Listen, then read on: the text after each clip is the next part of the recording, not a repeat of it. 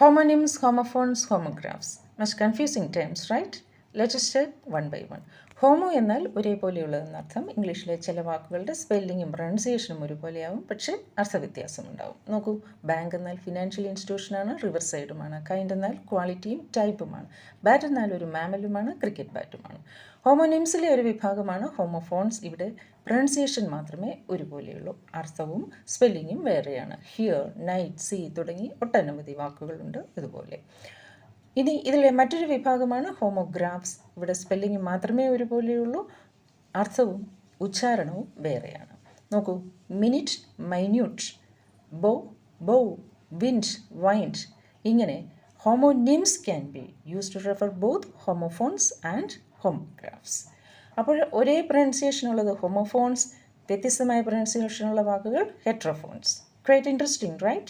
Let us make a list of these words.